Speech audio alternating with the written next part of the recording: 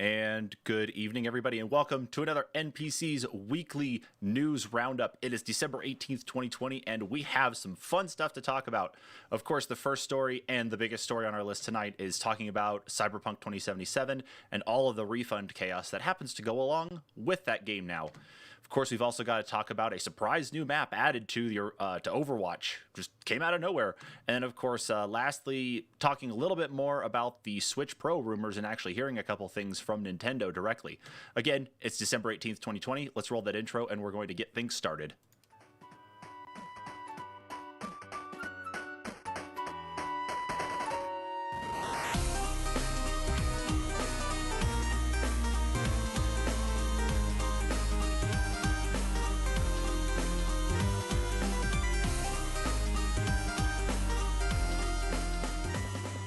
So, of course, as always, everybody, I am joined via Discord by Kyle because we're in the midst of a pandemic still, and of course, everything is all kinds of crazy. So, welcome, Kyle. Hello. What's up? Man, it's been a busy week in the world of news, I suppose, or at least a lot more chaos in the last few days. And of course, this has dominated the news for us for the last couple weeks is more cyberpunk crap. Yeah, no As a kidding. as the only one of the three of us, surprisingly, to be playing Cyberpunk 2077 right now, I completely understand where things are going right now. And as we get into our first story here, I will fully admit right now I am actually not going to be taking the path here that is being offered up, at least at this point in time. So let's just hop right into it with our first story here, talking about Cyberpunk 2077 and refunds. This story comes to us from MarketWatch, and it's simply titled, Here's How to Get Your Cyberpunk 2077 Refund. The long-awaited and long-delayed role-playing game Cyberpunk 2077 has been so glitchy that developer CD Projekt Red recommended earlier this week that dissatisfied customers unwilling to wait for a January update to fix the game should seek refunds, preferably through the retailer where they purchased the title. The $60 game featuring Hollywood actor Keanu Reeves playing a character through voice and motion capture, as well as a cameo from Tesla CEO Elon Musk, which I have not actually seen him yet, so I don't know how far in the game he is, which is one of the most anticipated video games in recent years, selling 8 million copies before it was released. It was originally scheduled to drop in April, but didn't hit shelves until December 10th.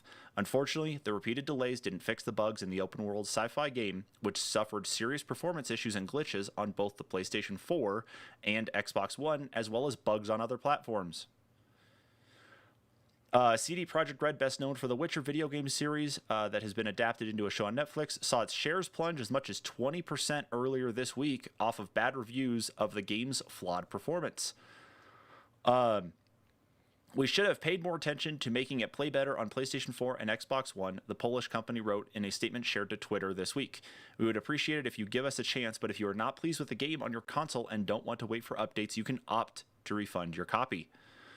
Gamers have found scouring or scoring those refunds easier said than done, however.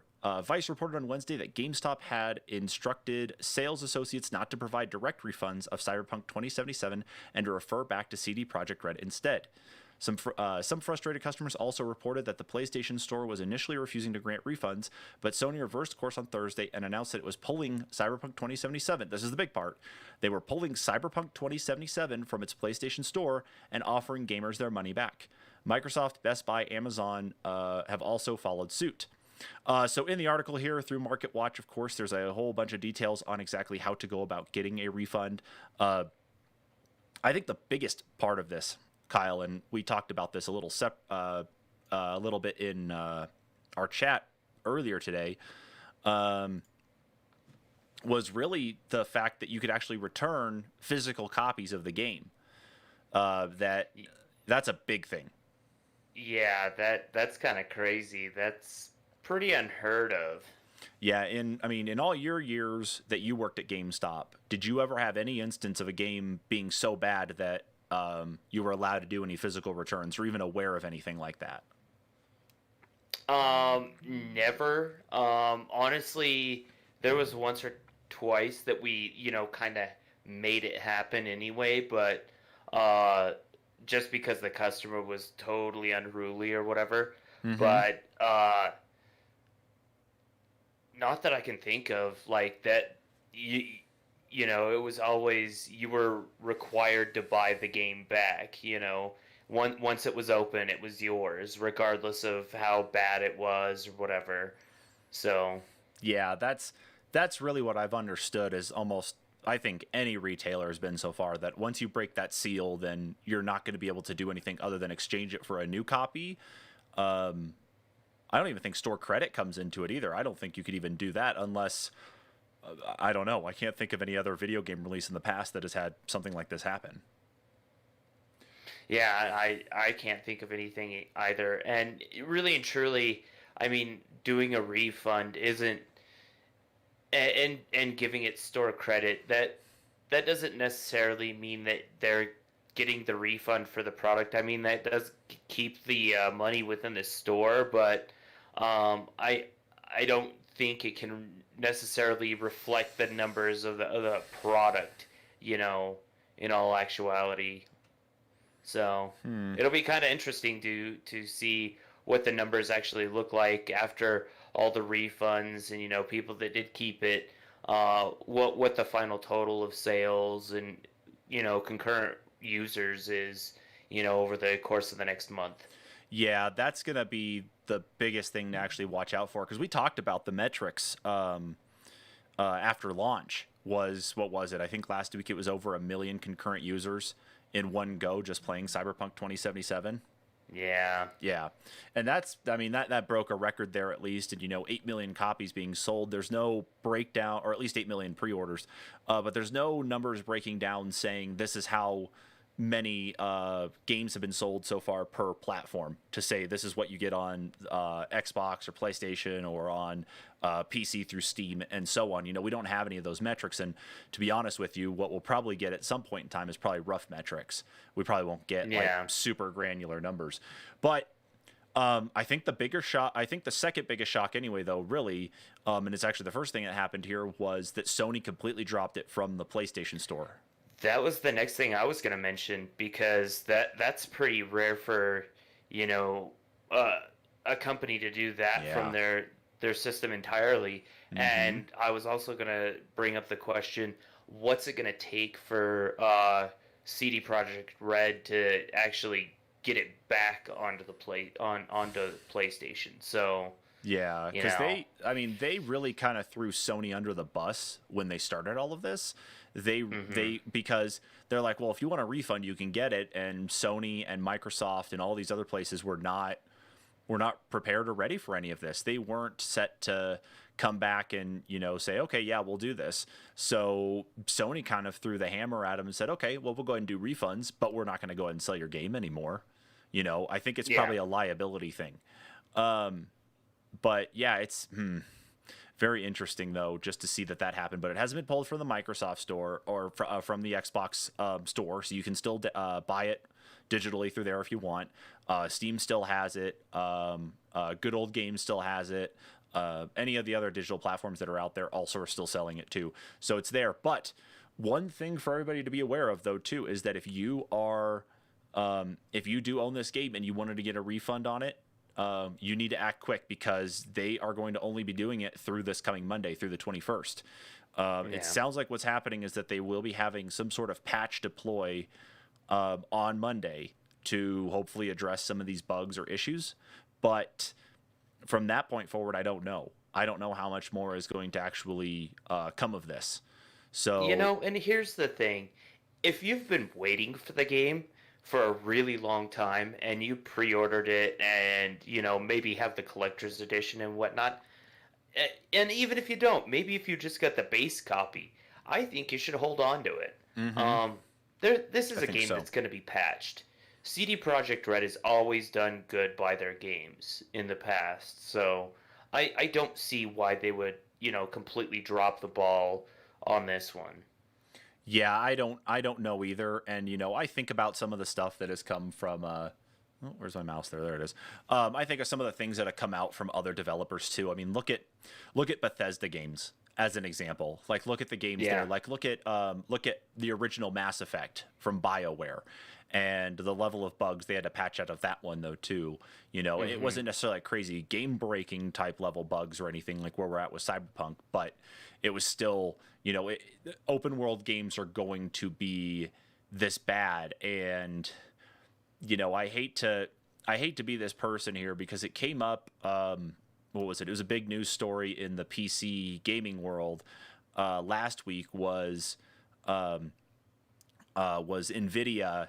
I guess their one of their marketing directors or something had gotten into a little bit of a spat with a tech reviewer, or at least said, hey, you know, we're not going to be sending you cards anymore to review because you're not focusing on, you know, what we expect you to for a review. And of course that was really on the ray tracing stuff. And part of me kind of wonders if why there was such a delay on things was because, oh yeah, now we're going to go ahead and include ray tracing. We're going to include these, this depth of lighting and whatnot to this. And it's like, that's a whole other thing that has to be worked in. You can't just say, okay, we'll add ray tracing and then click a button. There's a lot of different assets and things that have to be developed to be able to make ray tracing work in the first place. So I don't know why. And then again, that also tailors to only certain people. There's only certain people that utilize ray tracing, and there's only certain gamers that want ray tracing. Mm-hmm. I'll tell you for a fact, I don't care either way. That's just me. I don't have the only thing, you know, a lot of like pro gamers, they don't want ray tracing whatsoever because that's, you know, taking away from the performance of the game. So why would you want that? Well, the bonus, though, at least with ray tracing in most titles, is that you could just go in and turn it off. And that's the same with Cyberpunk 2077. If you want it on, you turn it on. If you want it off, you just shut it off. And that's at least a good thing. But that's what I'm wondering is because there was no talk about anything with Cyberpunk getting any sort of ray tracing until around the time just before the 30 series RTX graphics cards were announced. Like, we really didn't see anything, no mention of ray tracing, I think, up until about that point. And then it's like, oh, Cyberpunk's getting it. Well, okay then. So I wonder if there was some things there. Yeah, I'm kind of stretching here because I don't know. I'm just kind of leaning into it because that was kind of like the bigger divesting away, I think, when it comes to a bunch of things here. But yeah, this is just such a cluster.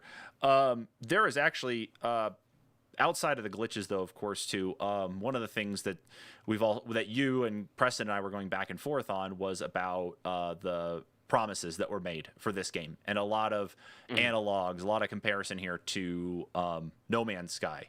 When that was announced, you know, all the trailers showing that off, how crazy this game was going to be, and then it came out and it was like, what happened?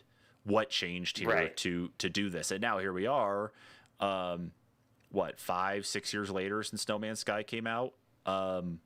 You know, and this game is where it should have been when it was originally released, or at least based on what they were promising.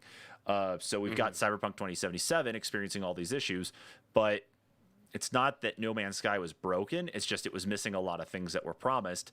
Now we have Cyberpunk 2077 that's got the worst of both worlds. Right. Yeah. So if anybody's curious about that, if you go to the Cyberpunk game subreddit, I think there's a thread on there that actually has a long list of what promises were made for things to be in the game. So if you want to go see exactly how many things were there, like, you know, things that were talked about in the press releases, in the Night City wire videos, in trailers and such, it's all going to be there. So if you want if you want to go see that, that's right there on Reddit. And Alex adds on here, he says, I've been playing on the PC, and the only problem that's really been vexing me is the difficulty curve. I am playing on just normal difficulty. I'm not playing on I think it's like 4 tiers. I think it's like your easiest difficulty. I'm on the second one up, and then there's 2 more above that. And I'm not touching any of that yet. I want to enjoy the game. I don't want the crazy difficult side of stuff. I just want to be able to play through without much issue. But of course, I've got my own problems with the glitching too. I'm just not going to return it. I'm just going to probably hold off on playing it for a while and see what the patches do. Right. Yeah, because you're not picking it up yet. I know Preston's not either. Right. I want to pick it up on PC anyway, so. Yeah. Yeah, and it runs really well on PC for a lot of people, but there are some things too, and I've talked about this previously, that I'm running into an issue with a frame rate cap that I can't just seem to get past. I'm locked at 30 frames per second for some reason, or at least just about around there. I can't get any higher, even with changes to resolution, changes to the actual graphical quality. I've enabled FreeSync because I use a Radeon graphics card. I've even uninstalled and reinstalled the game, and I have not been able to get anything to change. And I've got games on that same solid state drive that I play regularly with no issue, though, too. Like Warzone is a good example, and I can play that in high to ultra quality settings and still pull about anywhere between 85 to 100 frames per second at 1440p. And I'm perfectly fine. I got no issues there. And that game is not necessarily open world, but it's not without its bugs either. So I'm just kind of bringing that up and just saying it's like, I don't know if it's anything on my end. I don't think it could be, but yeah, that's just bizarre. It is. But anyway, of course, yeah. So if you want to get a refund, please make sure you jump on that before you hit Monday. Otherwise, it's probably gonna be TLDR or no, not TLDR. I guess just sucks to be you. You're gonna be stuck with the game. Yeah. So you better either wait. I guess you're gonna wait for those patches or find somebody else to buy it from you. If you have it digitally, then returning it's only your only option up through Monday. Anyway, let's carry on here. Of course, it's more chaos in the world of Cyberpunk 2077. Again, this actually came out before all of the refund stuff started to occur, because I believe the refund stuff started between Wednesday and Thursday. And of course, more was added on to it today. But Kyle's going to talk to us about this story here from Kotaku after he's done dying there in the corner. Story here is Cyberpunk 2077 execs say they ignored signals that the console versions they hyped were in rough shape. So, what are they telling us about here with these ones and what's going on in the console world for Cyberpunk? Well, it's clear by now that Cyberpunk 2077 is a bit of a disaster, especially on console. During a recent conference call with CD Projekt Group's management board of execs, said they knew the game was busted before its December 10th launch. CD Projekt president and co-CEO Adam Kaczynski opened a presentation to investors yesterday with comments about the giant cybernetic elephant in the room, Cyberpunk 2077's performance on console. The game launched way below expectations, Kaczynski said, or explained, going to say that management had ignored the signals that more time was needed to make sure Cyberpunk 2077 was ready for the base PlayStation and Xbox One platforms. It was the wrong approach and against our business philosophy, Kaczynski said. On top of that, during the campaign, we showed the game mostly on PC. We definitely did not spend enough time looking at PlayStation 4 and Xbox One performance, Vice President Michael Nowosky added later in the call. When asked why Cyberpunk 2077 wasn't shown running on PlayStation 4 and Xbox One before release, billionaire co-CEO Marcin Awinski explained they kept the console version from the public eye due to working on the game right up to the release.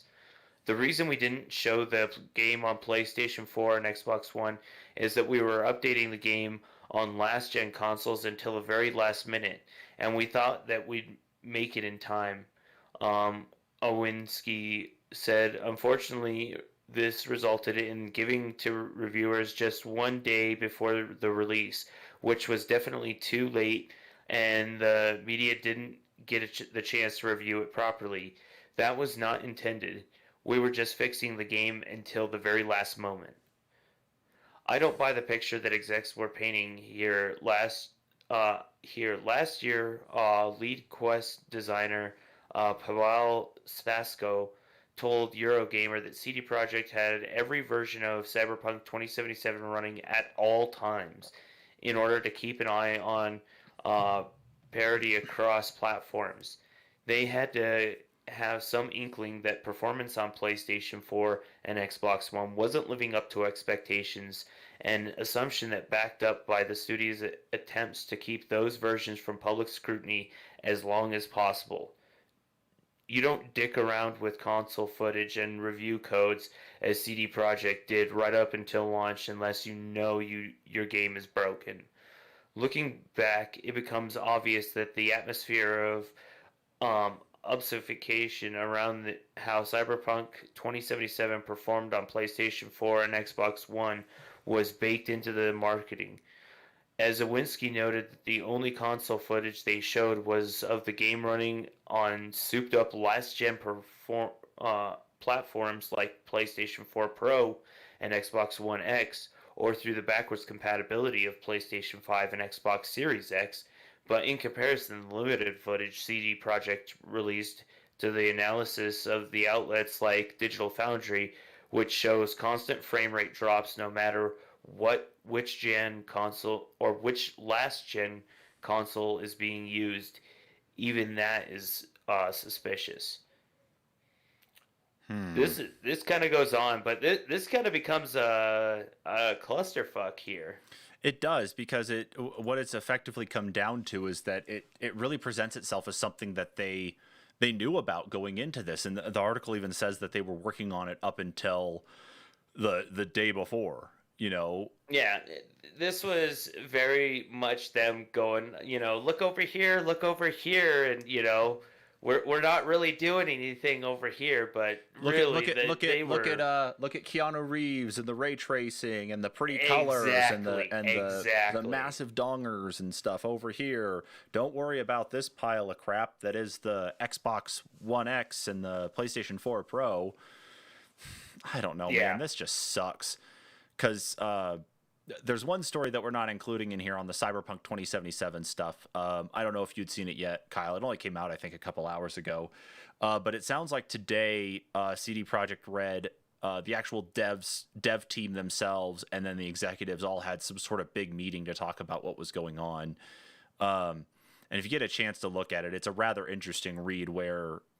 There was all this crunch that they were asking. They were asking about crunch. They were asking why they did all this. They were asking why they were pushed to put this game out. It's very interesting reading there exactly to see how much of the dev team itself were kind of left out of the loop on stuff. Because remember, we talked in the news about it. I think mid-October, like we were close to the release of the game, and that's when they had dropped the news saying. We're delaying the game again, and that was even to their surprise. So it's and that even looked like it was linked more to the stock market side of things, the local stock market there in Sweden, than it was anything else. So I don't know what the hell is going on with CD Projekt Red right now. I don't know. Yeah, it's really tough to say. I think part of what it was industry pressure, in all honesty. If you think about it, they made the big announcement at the beginning of the console generation, and there's been a big push for the last 2 years on it. And I think them kind of showing it off and then getting so much hype behind it forced their hand maybe a little bit more than they wanted. Because there are plenty of games that spend a long time in development, and they do get made, and they're great games, and and exactly the opposite. They're total shitstorms. But I don't know. I think maybe part of it was pressure from public eye and public scrutiny, that they made this announcement of this big game, and they've continued to make big announcements of this game, and they haven't shown anything but those announcements. So yeah, that's a big thing. That's a big fuck you to the gaming community right there. But honestly, it's I could see where a developer could get so excited about, or a publisher even get so excited about something that they're working on, if it's going to be so cool. So, Mm-hmm.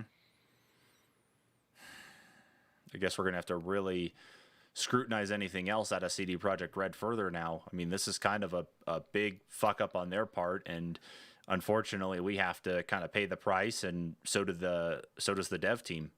So I hope I really like I I've never developed a game before, but I have the understanding that there's a lot of work that goes into doing it anyway. Um, if you're getting the runaround from the actual executive team on how things are supposed to be worked and go, and you just gotta roll with it as best you can, then if they're directing you the wrong way or telling you to do something the wrong way or telling you to do something different, you gotta stand up and speak up for it. You gotta make sure you keep the devs in mind and keep the players in mind, because for us as players, we're going to be the ones that really have the say, and it's going to be with our wallets. And with all this money being returned back now, it's going to really hit their bottom line. So I don't know. I don't know. It just comes down to that question: is this really a game that should have even been on the Xbox One and the PS4? Yeah, probably not at this point. Yeah, I really wish it would have gone that route. That it would have just stayed off of the last. It's so weird saying last gen consoles now. It should have stayed off of those, and then just worked its way to the Series X and S and the PlayStation 5 and the PlayStation 5 digital. It should have just been that. But that's not my business. I'm not in there to make the decision. The only decision I can make is with my wallet and whether or not I'm going to buy it. And I bought it. Yeah. And now I'm going to wait till that patch comes out on Monday to play it again. So, yay! Honestly, if my computer played it, I would probably pick it up anyway just to have fun with the bugs before they're gone. Yeah, and one of the bugs that I hit last night that I told you guys about today was I was trying to jump through the windowsill and it kicked me back like 200, 300 meters, and I had to run back to the objective. I mean, luckily nothing was going on. I had to go into this room to be able to actually continue on with the rest of this mission. And yeah, it kicked me back, but this is something that's actually hit a lot of other people. I saw this happen before it even happened to me, and I didn't realize I was in the same spot. It was like, I've been here. I watched this happen to someone else. So I wasn't even prepared for that to happen to me. And it was like, oh yeah, okay, well, here's this. So yay. But yeah. Anyway. But some of them are just fun, but yeah, they can be. Anyway.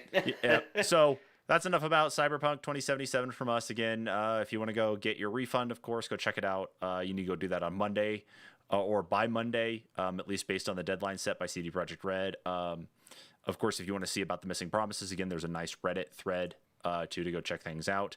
And then, of course, there's also notes that are out there on the discussion that CD Projekt Red execs had with the dev team. So you can kind of hear thoughts and discussion and Q&A back and forth between all of them. So go and look that up as well. But we carry on into our next story. And this one actually was a surprise for me going into this week. This story comes to us from Engadget. Overwatch's latest free-for-all map lets you fight through a cat cafe. Kanazaka is now available on the PTR. So, yeah, this is going to be a fun one for sure here. Blizzard has surprised the Overwatch community with a new free-for-all map called Kanazaka. The fictional town is set in Japan, just below Hanamura, and features a pottery shop, nightclub, and cat cafe. In a YouTube video, game director Jeff Kaplan explained that the arena started as a practice project for a new level designer. It was so good that the team wanted to bring it to full production, Kaplan explained. Kanazaka is available to play now in the PTR, test area that can only be accessed on the PC. Blizzard expects to release the map to everyone early next month, though. In the video, this is actually one thing to be aware of, too.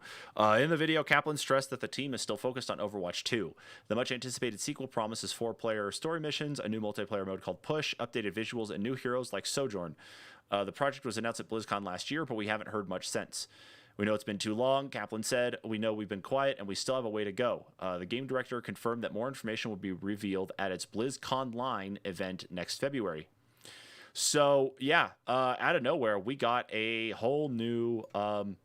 we got ourselves a whole new map in Overwatch 1. Like that, it was just out of left field. Nothing had come out about anything like this that could have been showing up. And the fact that they also threw a brand new designer onto it, and it was just like, make a free for all map. Just go ahead and go with it. And this was his idea, and he just blew him away. So he's probably gonna have himself a pretty good raise and promotion there come around to performance appraisal season. No joke. Yeah, but it was just crazy to see that they released a new map, especially because just like the article said, we've been very light, if anything, on Overwatch 2 news since we got the trailer, details about the about how the game was going to be able to be played, excuse me, some gameplay stuff that also had been shown off though too. That's been it, and so we've been kind of in a dry spell for over a year. But at least we're going to get hopefully some more stuff in a couple months now. But not only that, of course, besides the new map in PTR, again, only for PC players to check out, Winter Wonderland, the holiday Christmas-themed Overwatch event, has just opened up as well, too, and added a whole new mode that plays basically like freeze tag. I haven't gone in to try it yet, but it definitely looks like it's a fun time because it looks like it freezes you in spot for about 5 to 6 seconds and lets you, I guess, hit somebody, freeze them, and then get away really quick. It doesn't look like there's anything with death. It looks like just maybe how many times you can freeze the other team. So that's pretty cool. Yeah, I'm going to have to log in and check out that one, definitely. But now, of course, I hate to say this because CD Projekt Red still can't stay out of the news, and this is a part of them as well, too. Kyle, you're going to have fun telling us about this, I think. This story comes to us from Polygon. GOG nixes release of censored horror video game Devotion. The game was pulled from Steam shortly after its release date and now blocked from GOG before it even got there. Tell us about this one, Kyle. CD Projekt owned storefront GOG is pulling horror game Devotion mere hours after it was announced for the platform. Red Candle Games' Devotion received critical acclaim for its intimate, familiar horror, but it was only available on Steam for 6 days before it was removed from Valve's storefront, meaning tons of people never got to play it. Devotion may never come back to Steam, but it was getting re-released through GOG.com on December 18th. Taiwanese developer Red Candle Games announced on Twitter Wednesday. Then GOG published an update to Twitter announcing it will no longer publish Devotion. Earlier today, it was announced that the game Devotion is coming to GOG. The company wrote in a tweet, after receiving many messages, from the gamers, we have decided not to list the game in our store. Devotion was removed from Steam shortly after its release date on February 2019 after a meme critical of Chinese President Xi Jinping, which compares his likeness to Winnie the Pooh, was discovered in the game. Chinese players began review bombing the game on Steam before Devotion was eventually pulled for a complete QA check. The developer said at the time the game never returned. Red Candle Games has apologized multiple times for its critical and unprofessional error that angered Chinese fans. We've reached out to Red Candle Games for more information, but have not heard back from before publishing. The Devotion tweet from Good Old Games says quickly amassed thousands of comments and retweets, most of them which are from fans upset to see the game pulled from the platform. Many are speculating that the many messages from gamers refer to similar backlash as what happened after Devotion's initial release. Yeah. That's pretty crazy. And of course, if people don't know, Good Old Games is owned, or is basically the storefront of the parent company, CD Projekt, which CD Projekt Red is the publisher of that company. Yeah, and of course it's an analog to Steam storefront, and of course they sell a whole myriad of games anyway too. If you've actually never been on them, it's not just CD Projekt Red stuff or little indie titles. They've got contracts with a bunch of other companies. But I went and checked out their forums after I saw this story, and their forums are just a mess with this, just on this story itself. It's just like, just tell us why. If it's related to the Chinese stuff, then let's, then yeah, please, tell us, don't hide this on here. Fill us in, get us up to speed on why exactly this was pulled. I mean, I'm not a fan of horror games, but I'm one to also, kind of look objectively, because I know there's a lot of people who enjoy their horror games, and there's nothing that makes sense about this thing being pulled unless it was like, I can imagine being overly graphic or something that was just so chaotic that its potential like ESRB style rating, whatever it could have been, was so bad that it wouldn't have been allowed up there. That's stuff I could see and sympathize with, but I guess you got to bow to the Chinese on this one. Yeah, I don't know. And Steam has a lot of people that play in China, so you don't want to piss those people off. No, you really don't, especially when at least the people that have to say it's okay for it to be in China in the first place. So yeah, because I think like the player population in China is equal to or most likely greater than the population of the United States, because China itself has over 1 billion people. So I wouldn't be surprised if that was it. I could very well be wrong. I mean, I don't know. I'm not I could Google it right now. I think they have a bigger population than the United States. Let's see. How many people? Like, I think they have a third of the world's population, actually. Oh, yeah. There we go. Got it. Yep. Double the United States population. 640 million in 2019. Oh. So, yeah. Damn. Well, then. Yeah. So, yeah, if you got double the population of the United States getting on your case about that one thing, and you're worried about it happening again because you can't trust the maybe it comes down to it. Maybe they couldn't trust the devs to actually see the, to say that the actual meme was removed or whatever reference it was. And so they're just and just risking that for your whole storefront to not be able to sell anything in one country, period. Yeah. That could be devastating. It could. At the player count, obviously you're not going to have 640 million people buy this game, but at that player count... But that also means developers from that country aren't going to be able to publish to your, to your storefront. So that's also a very that's bad excellent news point. too. It is. Yeah, that is bad news, but it is a very excellent point. So, yeah.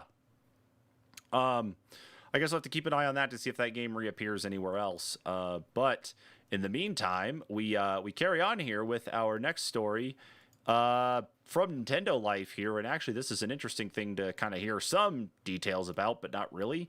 It says Nintendo is always looking at new tech, but refuses to be drawn on Switch Pro rumors. So let's just go ahead and hop into this here. Rumors of a more powerful Switch SKU have been doing the rounds for what it feels like forever, with industry insiders stating pretty emphatically that a Switch Pro, or whatever you want to call it, is on the way next year. Given Nintendo's penchant for refreshing its hardware on a regular basis, this is hardly a shocking development, nor is the fact that the company's executives refuse to be drawn on such gossip. In an interview with Polygon, Nintendo of America president Doug Bowser was asked once again about the possibility of a new Switch console in 2021, and he gave exactly the kind of reply you'd expect. Let me break it down.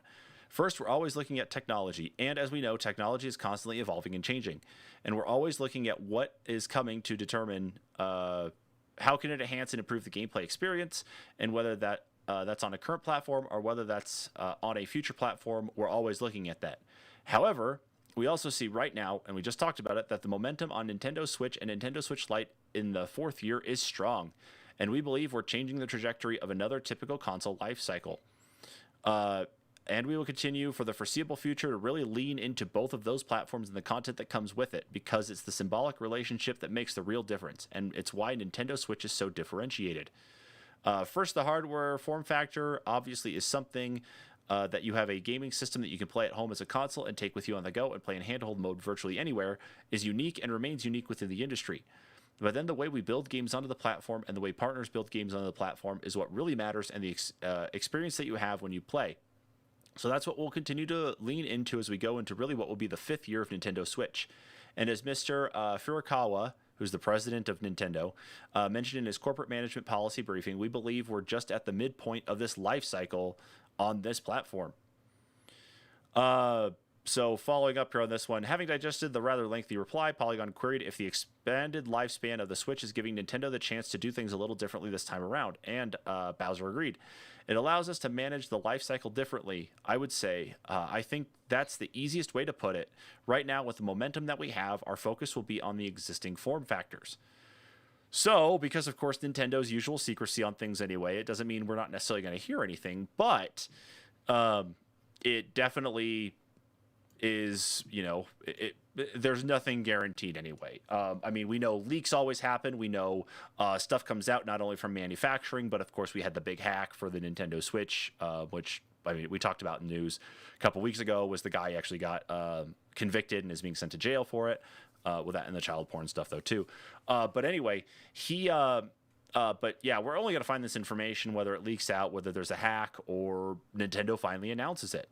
And of course, everything's up in the air on what it could be. And, we're obviously, of course, according to Nintendo, we're not there yet, because the Switch and the Switch Lite are just enough for them to feel confident about the power and the performance of the platform to not have to do anything yet. And that is a bit of a surprise for them, especially because the 3DS is now dead. They're no longer producing it. So is the extra effort going into making the Switch Pro, or just continued enhancements of the existing Switch line? So it may not be a Switch Pro, but like a Switch just called the Switch, and just an upgrade in general. Yeah, I don't know. Yeah, it's a lot. I honestly, to me, and I've heard other people on like YouTube say this. Nintendo denying that there's going to be a Switch Pro. Nintendo's going to have a Switch Pro soon. Probably. I mean, wait. Let's see.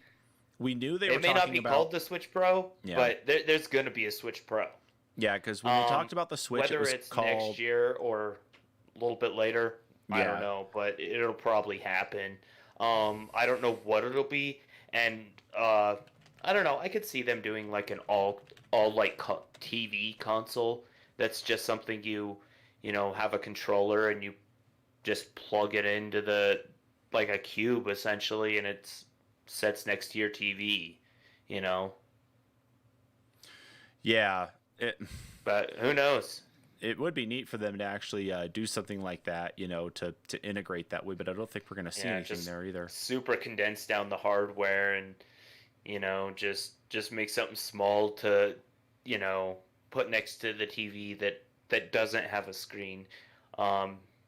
Maybe that's their next thing that they're going to make. But I could see them doing another refresh on the console. And like I said, whether they call it the Switch Pro or not, that's up in the air, but it'll probably happen. They'll do something. I mean, someone called the Switch Lite, it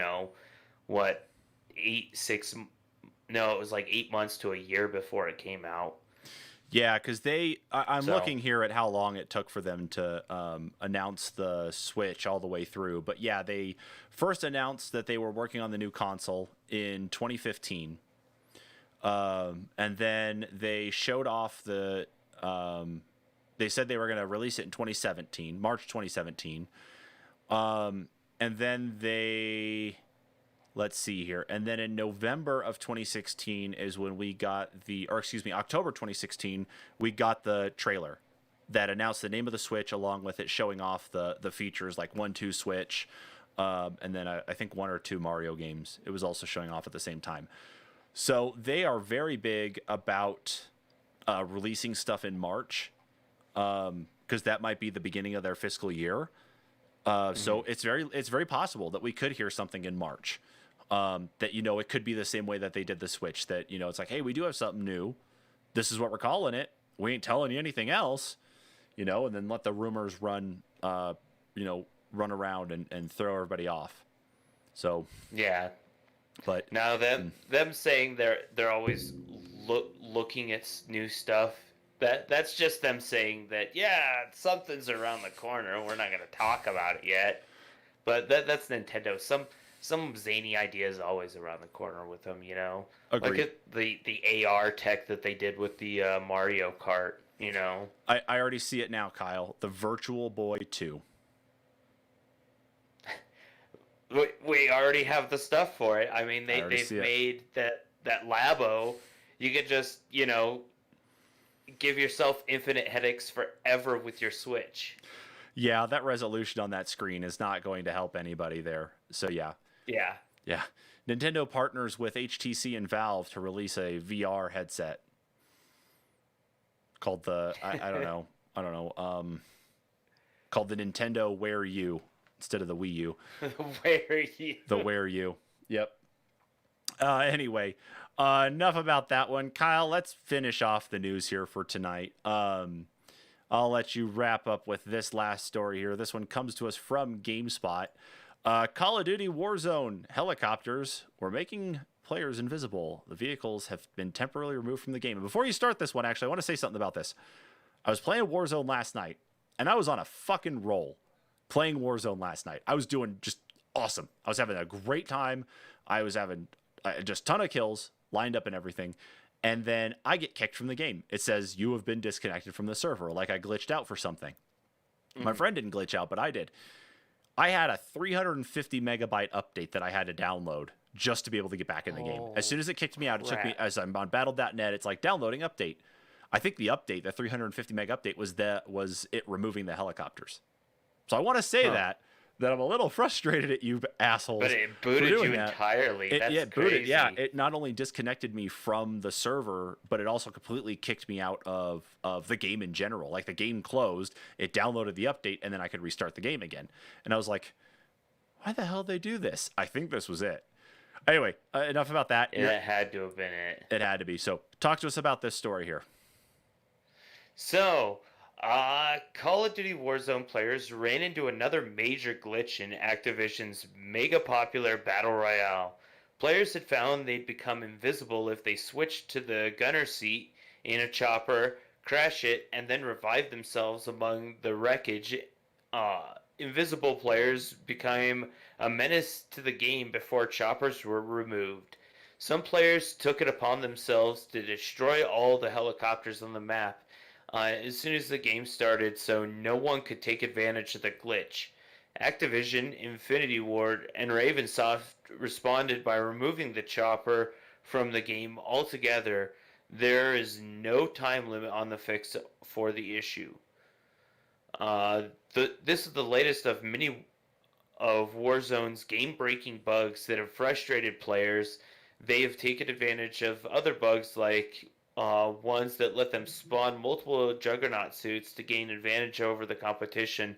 The most recent update that merged Black Ops Cold War and Warzone has caused a number of other issues as well. The invisibility causing bug isn't particularly new in the Battle Royale genre.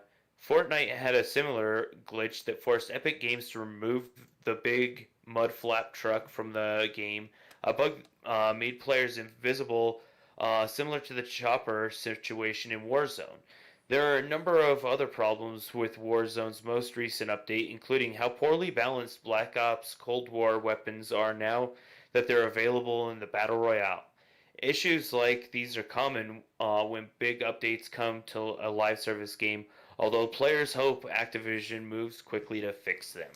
Yeah, that's a big hope because it took them almost a month to fix the texture popping glitches after they introduced the train. So I call shenanigans on that. Oh, the one with the exploding character models and guns? The gun models mostly, yeah, where it's like, you're playing, and then after the ring gets to a certain level and my gun has like basically exploded into all of its different textures and you can't see anything. Yeah, that's what I'm referring to. Yeah, it's like fractaled out all across your screen. Yeah, and because we know exactly, like we've come to know and love, unfortunately, or know and deal with, I don't know, it's probably Stockholm Syndrome at this point, on what glitches are like in Warzone. But yeah, the invisibility one, this is not new. The last one that was there was you had to spawn a loadout crate and then you had to let it drop on you. Normally, when it did that, excuse me, got something stuck there in my throat. Normally, when it did that, it would kill you. Like, it could actually crush you. But of course, it doesn't anymore now. But the previous glitch, what it did was it would have you, you drop it and you'd stand under it, and then it would like push you into this weird spot, kind of glitching between the map and the box itself. And then through, I guess, a certain amount of time of staying in there, then you could move out of it in one fashion and you would actually be invisible. Your actual character model was gone, but the wireframe and hitboxes for your character were still there. So as you ran on the ground, you would kick dust up and such. And of course, when you're shooting a weapon, obviously the tracer rounds and the muzzle flash would still be there. Flash. Yeah. But this looks to be about the same thing. Again, it's like Stockholm Syndrome. It's just something we've come to know and love. That's crazy. Yeah. It's fun, isn't it? Oh, yeah. Yeah, but anyway, that is it for us on the news this week. A couple other things that came out, of course. Again, like I said, I think we talked so much about CD Projekt Red stuff. I think we just need to stop on them. But one of the big things come out, though, today, if you guys haven't actually seen it yet, it's actually only about 3 or 4 hours old, is Shigeru Miyamoto actually hosted a small tour, about a 15-minute video, a small tour of the new Super Mario World, or what is it, Super Mario Land, whatever the new theme park is there in... I think it's Super Mario Land. Super Mario Land. Okay, thank you, sir. Super Mario Land in Japan, which is a collaboration between Nintendo and Universal Studios to make a Nintendo or a Mario themed theme park. So 15-minute videos up there. It's actually a really neat thing to see. I'm very excited to get myself either to that one or the one in California when that one's finally built. And of course, we're all past this pandemic crap. But it's a lot of really interesting stuff, a lot of interactive things. And I got to say, I'm really excited to try some of the food there in that cafe as well. It's some really neat stuff. And of course, the Japanese don't ever disappoint with their culinary treats, especially, I've never been to Japan, but a lot of the videos and pictures you see, it's like, why am I not there yet? Why am I not there yet, people? But go check out that video, of course, though, too. With that said, of course, thank you so much, everybody, for tuning in to this week's news live stream, of course. Kyle, thanks for joining me, as always, through Discord. Absolutely. And, of course, for all of you watching as well, biggest thing is that we are in the midst of our best of 2020 episodes right now, kind of giving out the NPCs awards for all different sorts of categories for the year. This week, of course, we released 2 new episodes, worst game and best soundtrack, right? Yeah. Best soundtrack was what we released on Tuesday. And then, of course, worst game that was released in 2020 was released yesterday. So go make sure to subscribe to us on podcast platform of your choice and give those ones a listen. This next week, we've got biggest news story of the year. And I believe story of the year, too. So be sure to tune into those ones and get ready to check those ones out with us. And then, of course, next Friday is Christmas. So we will not be doing the news. We will not be doing a podcast recording this next Saturday as well, though, either, because it's the holidays. So you guys will have to catch up with us, of course. We'll be a little bit behind, of course, on everything. But, yeah, we got family to spend time with, of course, in safe and social distance measures as well. And, we that's a big thing. We got to do that. And then, of course, a lot of video games to play, too. Maybe I'll play Cyberpunk 2077 some more then. I don't know. Maybe I'll do it. Maybe Just do it. It's worth it for the glitches. Like I said, some of the glitches are so funny. It's worth it to see them. I gotta beat Doom still. I gotta play Jedi Fallen Order. I gotta play more stuff on the Series X. I got a lot of stuff I gotta do.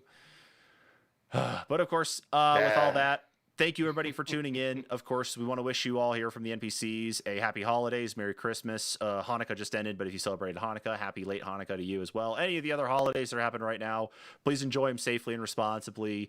And we will catch you guys all in the next news stream. Laters.